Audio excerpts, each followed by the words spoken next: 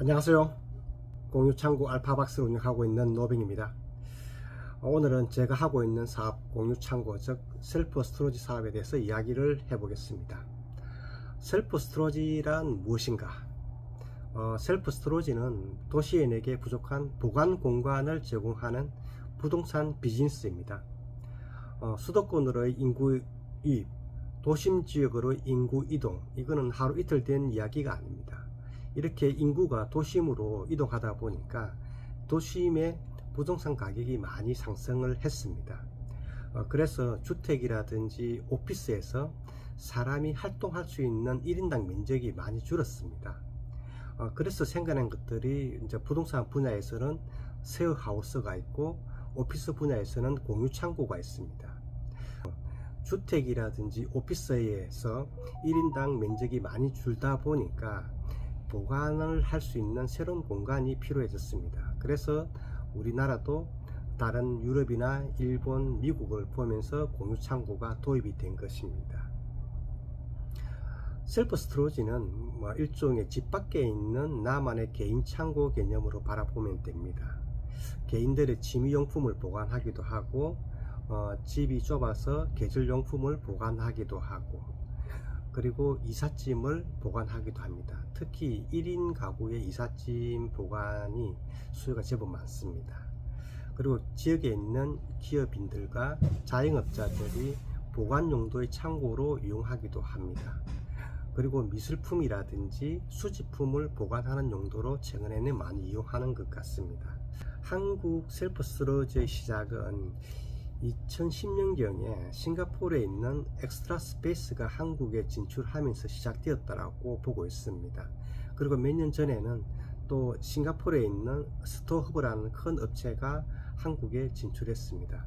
지금 한국에는 지점수 10개 이상의 업체가 한 10개 정도가 있고 서로 경쟁하면서 시장의 파이를 키워가고 있는 그런 과정에 있습니다. 그래서인지 최근 수도권에서는 셀프 스토리지가 굉장히 많이 늘어났다고 보이네요. 그러면 반면에 이용객 숫자는 어떨까요? 이용객 숫자가 그렇게 늘어나지 않는 것 같습니다. 이용객 수도 늘어나지 않고 지점 수는 늘어나고 그러다 보니까 자연스럽게 이용 금액이 평균적으로 살짝 낮아진 느낌이 있습니다. 그 이유를 몇 개를 살펴보면 아마도 첫 번째는 이용 고객이 늘지 않았다입니다. 이용 고객 중에는 이사 수요, 특히 1인 가구의 이사 수요가 굉장히 많았었는데 최근에 부동산 이슈, 전세 이슈 이런 것 때문에 이사를 많이 안 하는 것 같습니다.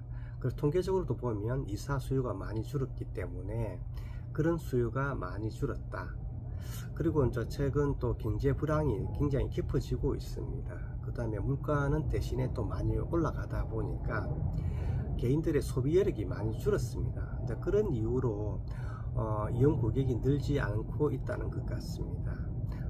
두 번째 이유는 아무래도 많은 업체들이 수도권에서 셀프 스토리지를 많이 공급하고 있기 때문입니다. 사실 이 셀프 스토리지는 이용 고객을 통해서 이용 요금을 받아서 운영을 해야 되는 부동산 비즈니스입니다.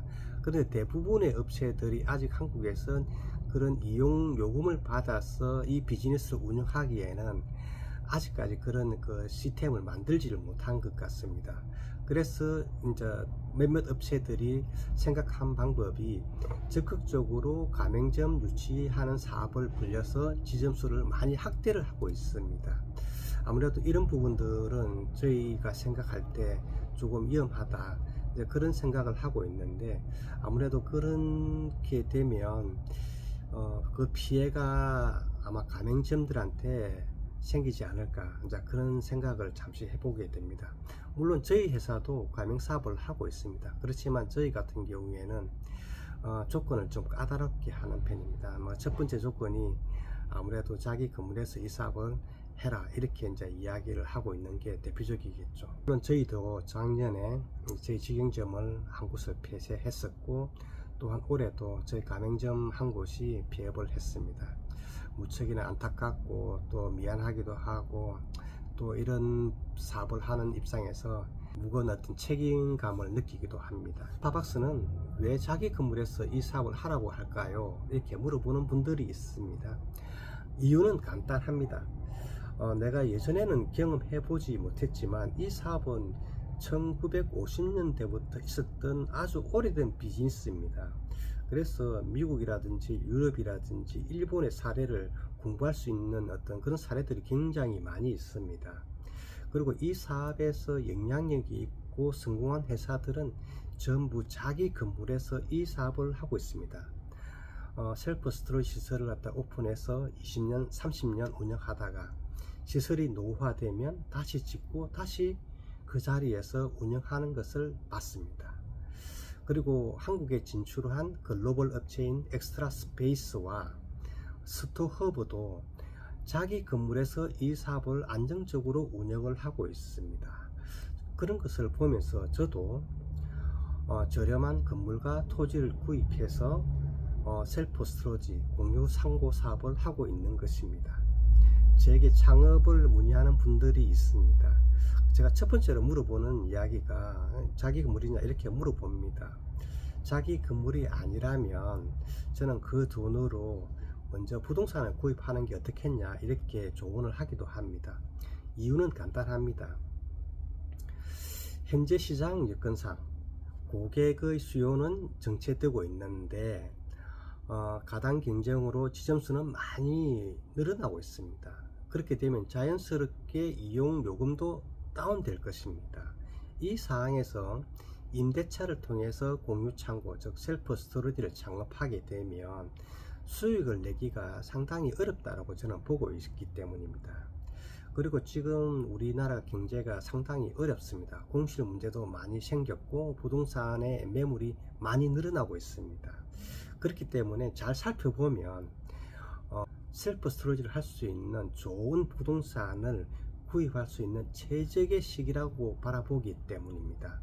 그렇기 때문에 자기 건물이 아닌 곳에서 창업을 하시려는 분이 있다면 먼저 좋은 부동산을 구입하기 좋은 시기이기 때문에 적극적으로 한번 구입을 먼저 고민해 보시라고 이렇게 조언을 하는 것입니다. 다음 시간에는 제가 공유창고용 부동산을 많이 구입을 해 봤으니까 공유창고 부동산을 어떤 기준으로 구입하는지에 대해서 한번 이야기를 해 보겠습니다.